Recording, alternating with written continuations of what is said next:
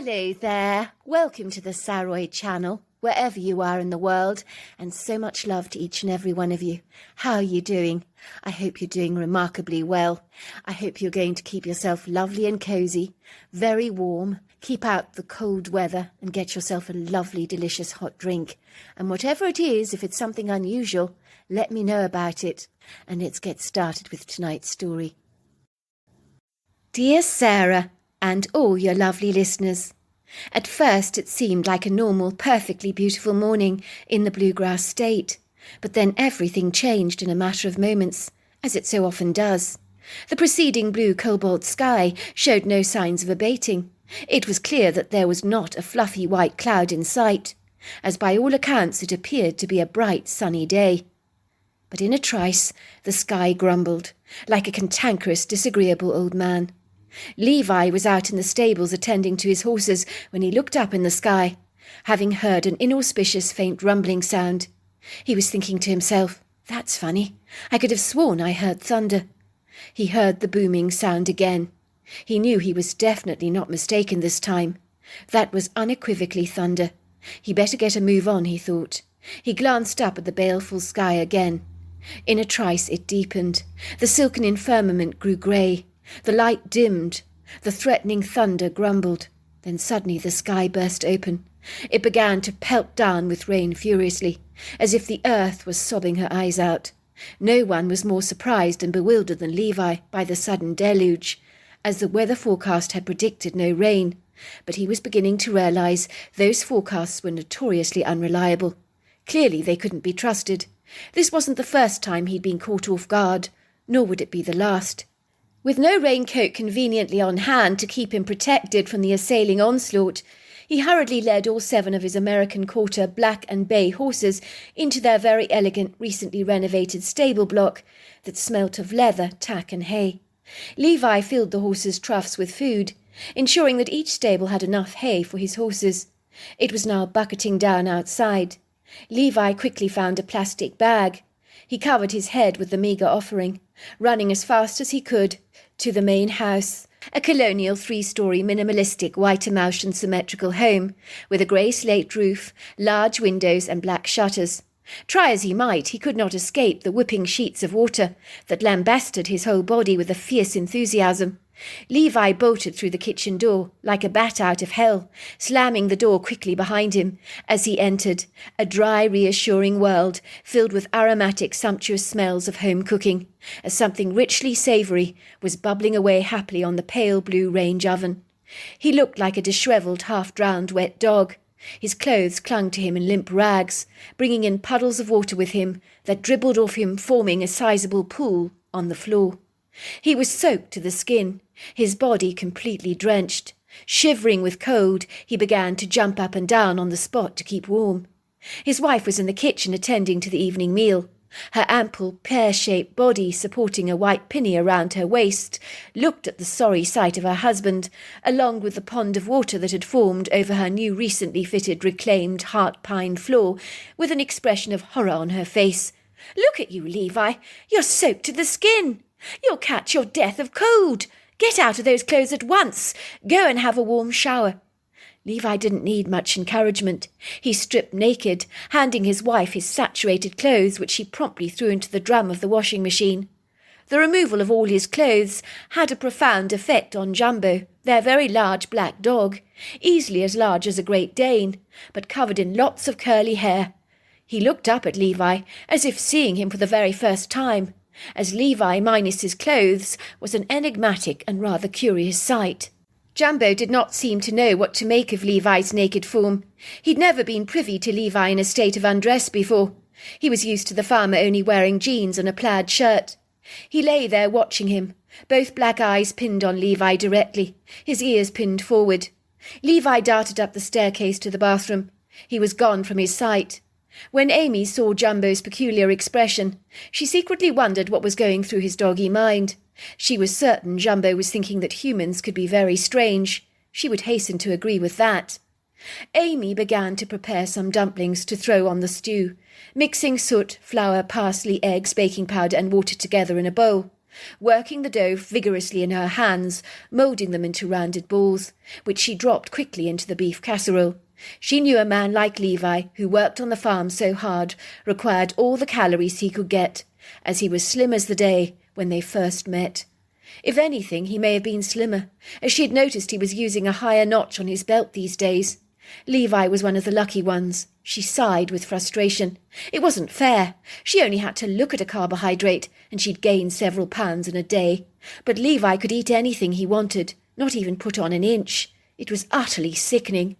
Over the years, Amy had tried every conceivable diet known to man, with little success. She had been on the cabbage soup diet, the baked bean diet, the Atkins diet, intermittent fasting, and so many other fads. Then one day she promptly decided that she would never ever diet again. It had been the best decision she'd ever made in her entire life.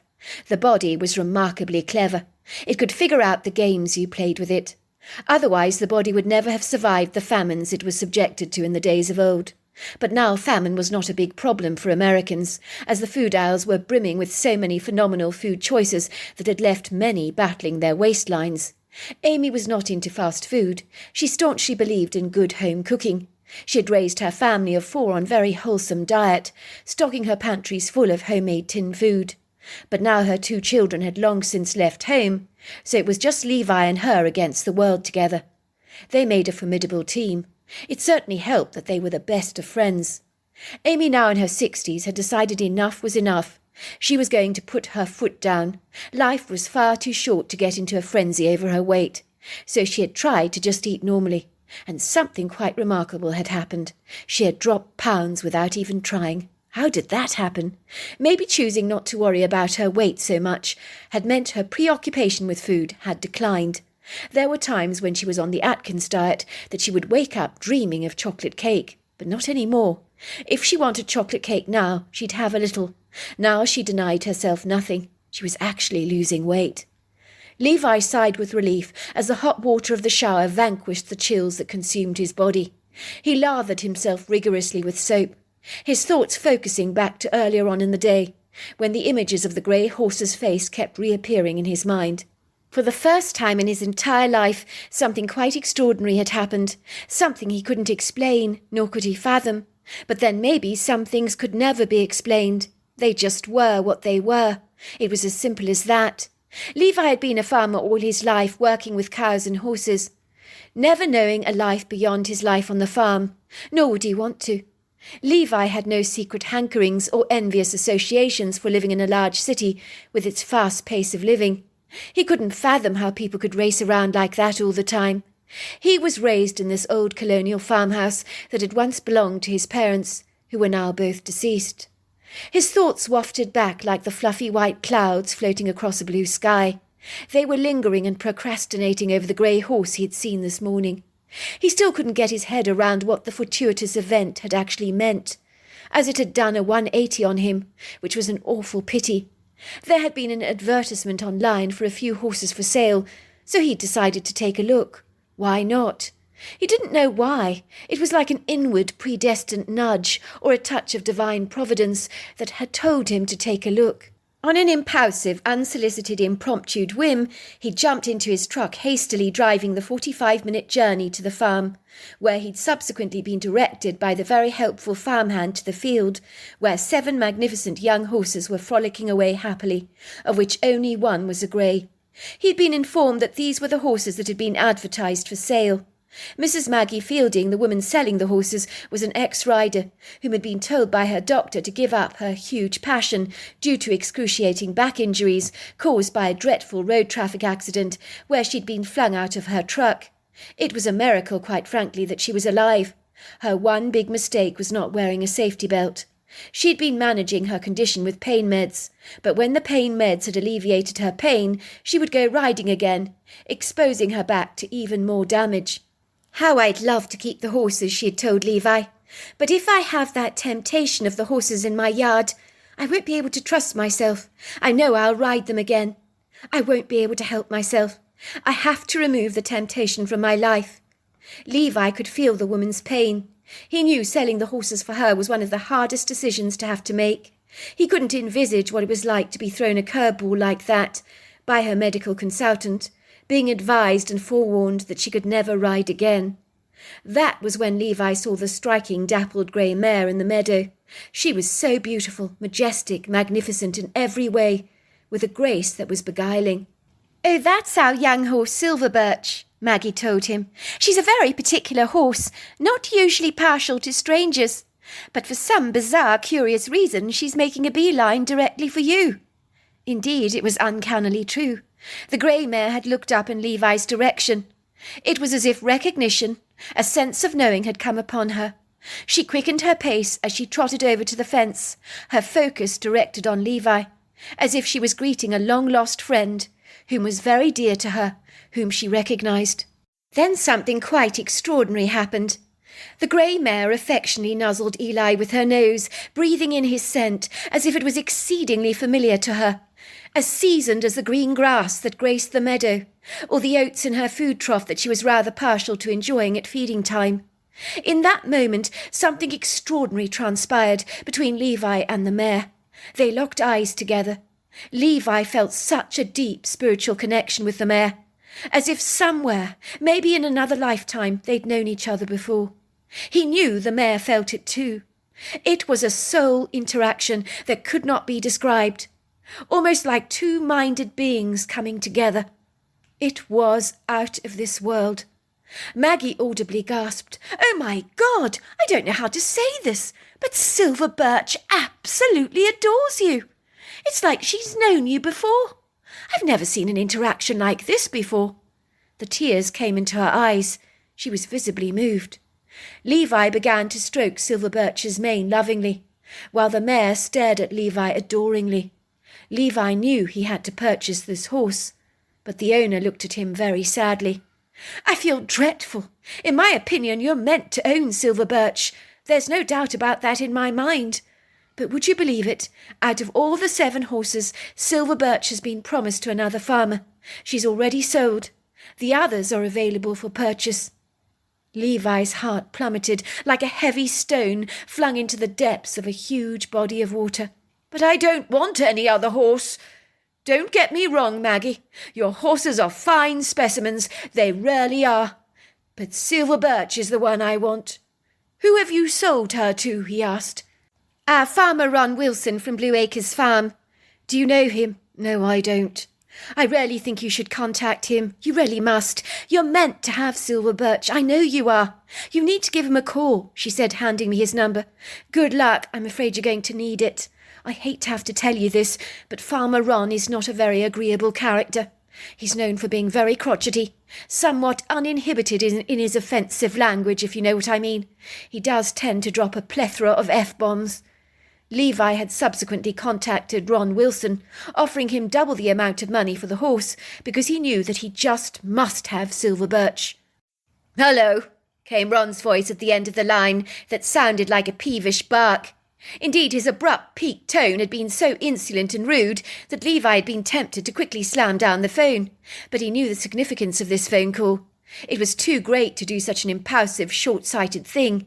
He'd have to make this farmer amenable to him in selling him Silver Birch. "Hello, is that Farmer Ron?" Farmer Ron sounded irritated, as if he had a very short fuse. "Speaking," came the raspy, disgruntled voice. "Who's this?" he almost growled. "You don't know me. My name is Levi Sawyer. I'm phoning you in regards to the horse you're purchasing from Maggie Wiseman." "Yes," said the voice. "What about the bloody horse?" "Well, look, I don't know how to explain this." "Well, get on with it then. I haven't got all day. What's your bloody problem? Lost your tongue, have you? I tell you, I ain't got all day." Levi was so shocked he almost stumbled awkwardly on his words. He was taken off guard by the fractious, ill-tempered manner of the farmer. "I wouldn't be phoning you out of the blue like this, but I've worked with animals all my life. But you see, when I met Silver Birch, there was an incredible connection between us. Even Maggie noticed it, commented about it. I really feel I'm meant to own Silver Birch. We belong together. Maggie gave me your phone number. I would like to offer you double the amount for the horse, double what you paid for it. I would really like to own her." "Tough titty," Mate, came the acrimonious, captious, mean voice at the end of the line. You've got a bloody awful cheek, phoning me like this. I paid for Silver Birch fair and square. I'm not selling her, so get your sorry ass off my business. Leave me the F alone, he said, slamming the phone down on Levi without a bye or leave. Rude, obnoxious bastard, thought Levi, tapping the farmer's number into his cell again, pressing redial. He wasn't prepared to give up on Silver Birch without a fight, but the way things were going, they didn't look promising at all. Get your big fat butt off my phone, yelled Ron's waspish voice again. I told you I'm not interested in selling you the damn horse, so stop bugging the hell out of me. What's your problem, mate? Got brain damage, have you? Don't you know what no means? It means no. But, mister, forget it. I'm not interested. The horse is mine. Get over it, you loser. Levi dried his wet, steamy body with a large, white, fluffy bath sheet, reflecting on the farmer's pugnacious, antagonistic attitude towards him. His heart sank with resigned acceptance. Sometimes in life you had to make do with what fate threw in your direction. You had to accept the cards you were dealt. You had to get on with your life. Yet deep down in his heart, Farmer Levi absolutely knew he was meant to own Silver Birch. But how could he ever make that happen? It would seem that Farmer Ron was impenetrable and unyielding, rather like the Berlin Wall when it was up. He sighed in frustration, throwing on a comfortable pair of joggers and a sweater, trotting down the long wooden sweeping staircase to the snug, cosy farmhouse kitchen, where his wife was ladling out large portions of stew and dumplings. He could see the steam rising from the casserole dish, where tender pieces of juicy meat, vegetables and puffy light dumplings caressed in a rich red wine gravy, along with piping hot mashed potatoes, was being served. Levi began to realize how hungry he was. His stomach was growling.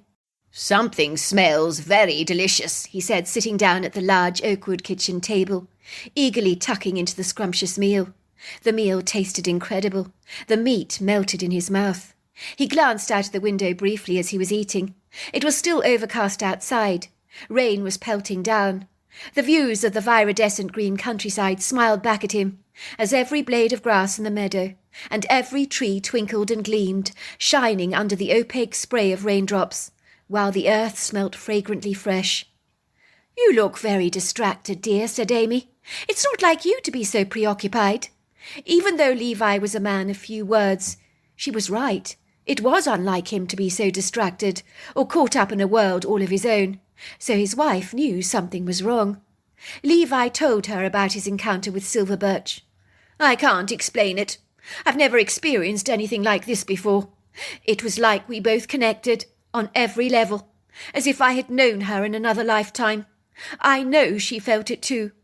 The only way I can explain the feeling to you is when you've loved and lost an animal that you are really, really devoted to.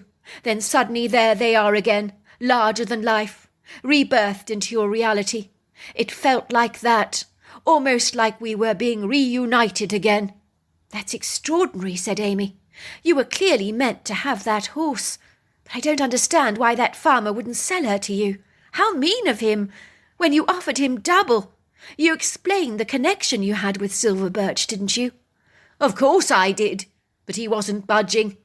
Actually, he was very rude." "What was his name?" asked Amy. "Maybe I know him." "Ron Wilson," Levi told her. "He lives on a farm just around the corner from here." Amy almost choked on the dumpling she was eating. Her face went as pale as paper. "Did you say Farmer Ron Wilson?" Levi nodded. "Do you know him?" "Know him?" said Amy. "Of course I know him. Would you believe my sister Judith dated him for a while?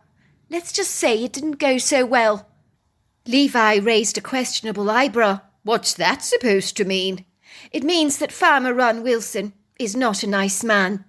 If he was abrupt with you on the phone, it's only because he's always like that. He's one of the rudest, discourteous, impudent and audacious people I've ever had the pleasure to meet. I can't for the life of me fathom what Judith ever saw in him. Do you know he locked her up in his closet once? Now my sister was scared out of her skin. She was terrified of the dark, so she came home in a dreadful state. I always say it was a good thing he did that to her. It opened her eyes to what an obnoxious, unchivalrous character he actually was." "You're joking," said Levi. "That is shocking.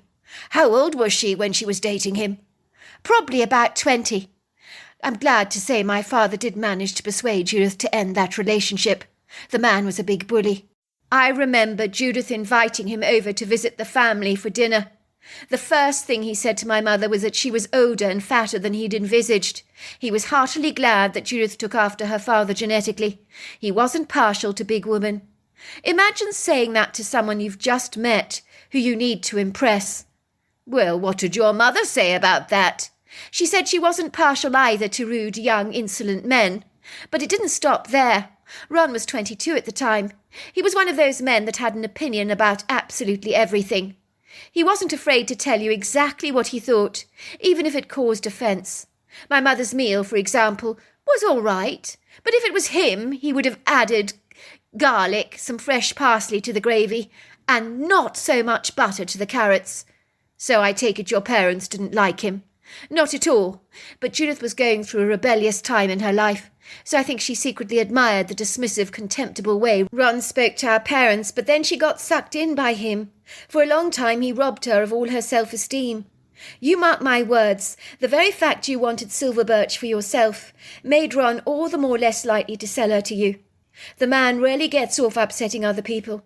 I think he's so miserable with his lot in life that if he can spread out the misery a bit, it makes him feel infinitely better about himself. What's the age-old saying? Misery loves company. In the weeks and months that followed on the farm, Levi was unable to shake off the memories of his encounter with silver birch. Sometimes he would wake up in a hot sweat. He dreamed of the dappled grey horse galloping towards him in his dreams, her dark, sad eyes pleading him. He could swear she was calling his name in the dream. "Ron, please help me." He couldn't shake off the feeling that silver birch was in trouble. He kept having the same nightmare over and over again. Levi had never been the kind of person that remembered his dreams, but sometimes he'd wake up in a cold sweat, as deep in his gut an ominous feeling overcame him. And it was always connected to silver birch. It made absolutely no sense at all. Why was he having these irrational, unexplainable, incongruous nightmares about silver birch? Why did silver birch seem to be pleading so desperately and frantically for his help? He decided to talk to his daughter, who now lived in Boston, about it, run it by her. After all, she was a psychologist. She understood this kind of thing. Levi and Amy had 2 children who had not followed their parents into farming, but had both branched surprisingly into medical careers. His son Melvin was a radiographer, his daughter Janine a psychologist. They both now worked and lived in Boston. Levi told Janine on the phone all about what had happened to him when he first encountered silver birch. "It was like I'd known her all my life. I can't get her out of my mind." Interesting. I know a woman who does past life regression, actually. She swears that people have lived hundreds and thousands of lifetimes. If she was to hear your story, she would certainly say that you have known silver birch in a previous lifetime. Personally, I don't believe in reincarnation, but clearly you have an extraordinary connection with that horse for some reason. It's a bummer that the farmer didn't want to sell her to you. Not a nice man, by all accounts.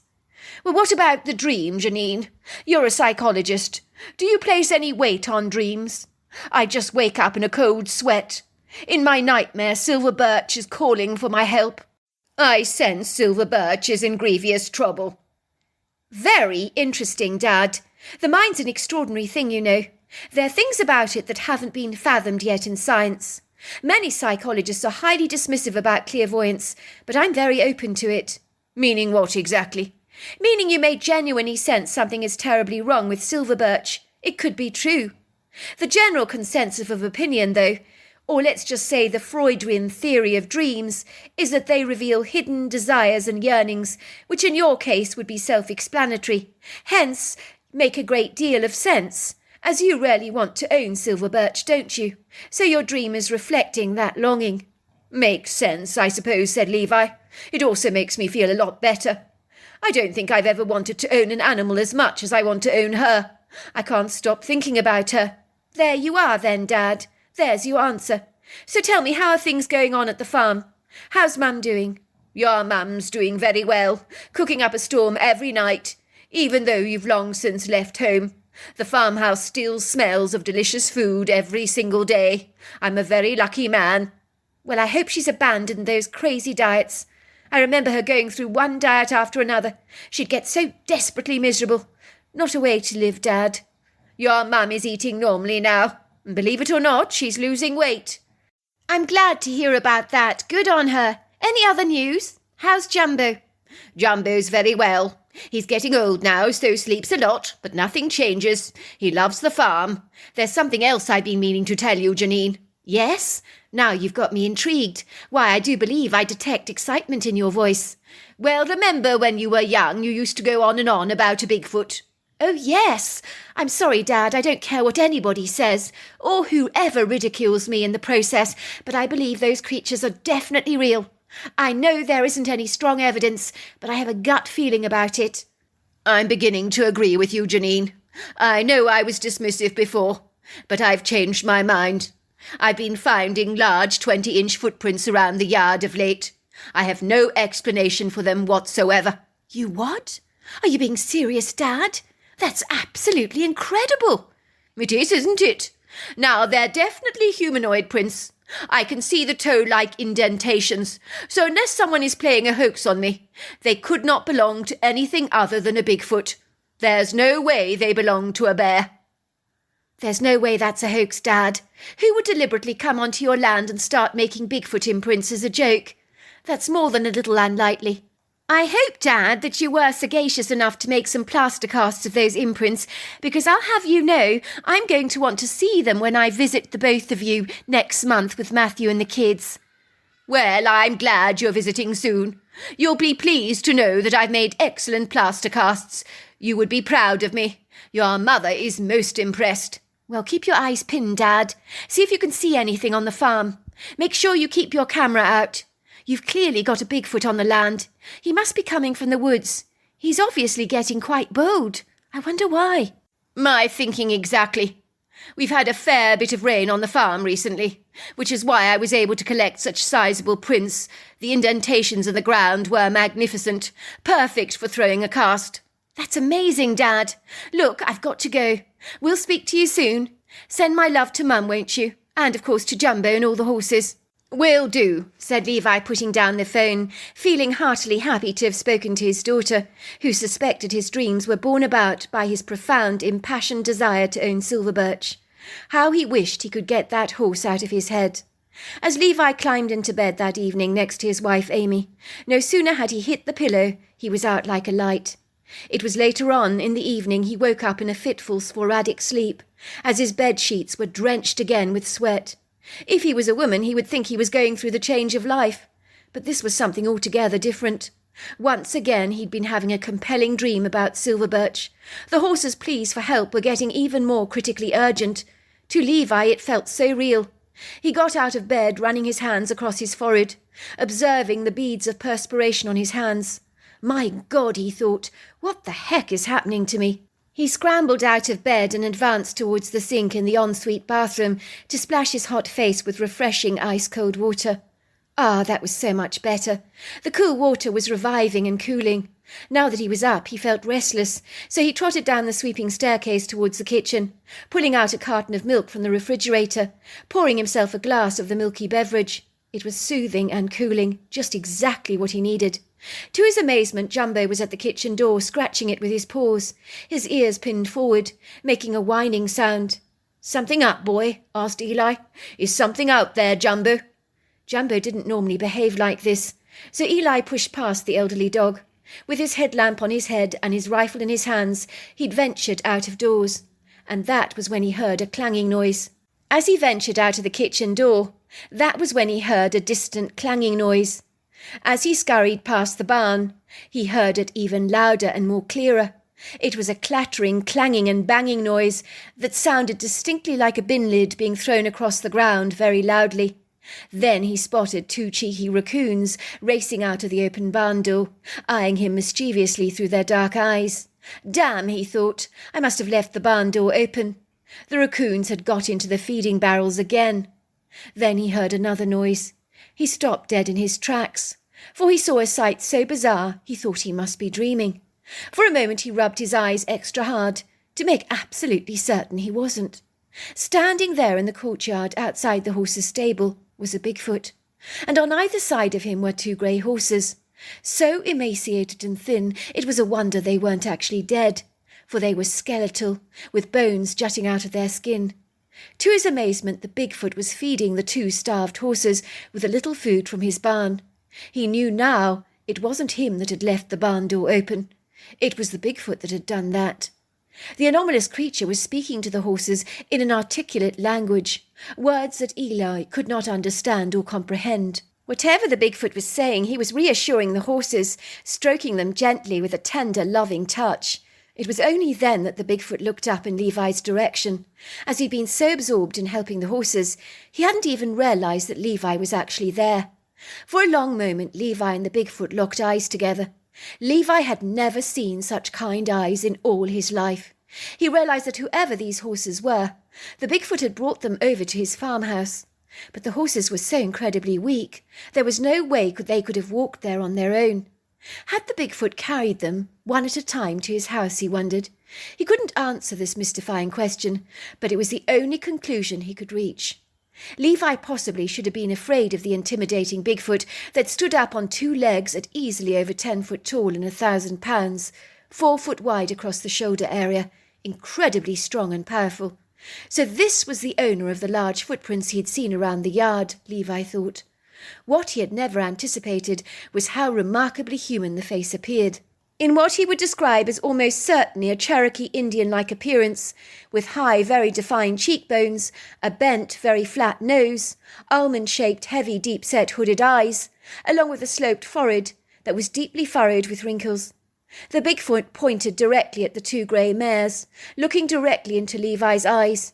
He heard the words in his head, "Please, please, help them." Levi watched in amazement as the Bigfoot stroked the 2 creatures again. Then he glided away.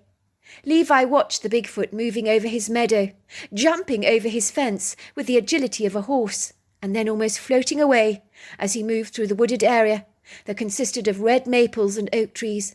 Levi turned his attention towards the horses. Then one of the horses looked up directly at him, with dark, sad, languished eyes. Then those sad, melancholy eyes glimmered with a renewed hope. They recognized Levi. The depressed horse's mood lifted at once. Levi realized to his horror and astonishment that one of the starving, malnourished horses was no other than Silver Birch. He threw his arms around the pensive horse, sobbing like he'd never sobbed before, his tears soaking the horse's out-of-condition coat. "How could Farmer Ron do this to you? What kind of a monster is he? Don't you worry, we'll get you better, I promise you that." Despite Silver Birch's dreadful emaciated state and poor condition, Silver Birch knew instinctively she was in very good hands. Her pragmatic, efficacious and optimistic positive energy rubbed off considerably on the other horse, so both horses seemed to sense that they had been saved, that the future was brimming with bright new possibilities, open meadows, good pasture, fresh water, and copious amounts of love. The horses could perceive it all. Levi called the vet, who arrived the following morning to examine the 2 emaciated horses. He was mortified to see their appalling condition, expressing his amazement that they weren't already dead. "You need to feed them high-calorie foods," he told Levi. "Lots of alpha sprouts, beet pulp should be added to the feeding grain, along with some peanut or canola oil to aid digestion, to help with weight gain. But you need to feed the horses little and often. It's very dangerous to give them large amounts of food when they've been starving. Also give them some light exercise and lots of love to improve their condition." Levi immediately phoned Animal Welfare to report that there was a suspicion that Farmer Ron Wilson might be starving his animals. What the authorities found out defied belief. But then, as Animal Welfare will tell you, there are some people that should never ever own animals. They were to describe it as one of the worst cases of animal cruelty they'd ever seen. But luckily the vast majority of cows, horses and dogs were rescued in time to be brought back from the brink of death to abundant health. Unfortunately, on Ron's farm, the barns were full of horse animal feed and hay that had barely been touched, but the animals were all starving, with gnarled bones sticking through their skin that was so pronounced. It was like the skin was covering a mere skeleton. Worse still, there were water troughs that were empty, devoid of any drinking water. And then in the fields, the telling carcasses of animals who had not been so lucky protruded through the long grass. Even Ron's house was a sight for very sore eyes. His half-starved wife was found locked in one of the bedrooms in the house, looking so thin and emaciated herself One of the police officers actually mistook her for a child. The house smelt rancid and unkept, with mice scurrying around the place and maggots wiggling around open tins of spaghetti on the kitchen counter. The most telling sign of all was finished bottles of whiskey and brandy lying scattered all over the house, along with a plethora of beer cans. So while Ron was getting seriously drunk, the animals in the fields were dying of wilful neglect, not borne about by financial hardship or struggle, but by blatant apathy, indifference, cruelty, and plain laziness. When Ron was arrested, he began to kick and scream at the top of his lungs, spitting in the officers' faces. But thankfully, given that he had starved his wife purposefully, he was charged with attempted murder and was immediately incarcerated, while all the animals were rescued and rehabilitated, all fortunate enough to find extra loving homes. Levi chose to adopt 2 of the half-starved Schnauzer dogs to also be companions for Jumbo while he remained alive. It took many months for Silver Birch and the other mare Orchard Queen, along with the 2 adorable Schnauzers Ruby and Fido, to recover fully from being almost starved to the brink of death. But the great news is they made a full, buoyant and robust recovery. Levi owes the successful rehabilitation of these 2 mares to a Bigfoot's desire to literally reach out and help, being an eyewitness to the cruel, obscene suffering of the animals. Levi has occasionally seen over the years, after a spate of rainfall on the farm, the telltale sign of a Bigfoot footprints in the mud. He's absolutely certain that the Bigfoot is checking in on the horses to see that they're all right. Silver Birch and Levi are now inseparable. They can be seen happily riding across the countryside, with an unfathomable bond that cannot be explained. As for Ron's abused wife, who would have ever foreseen that of all the places in the world that she would move to, it would be Boston? Imagine Levi's surprise when he learnt it was his daughter Janine who was counselling the poor woman, who is now making steady progress on her ongoing recovery. So there you are. That's my story. Wow, what an incredible story. Until next time, goodbye and good night.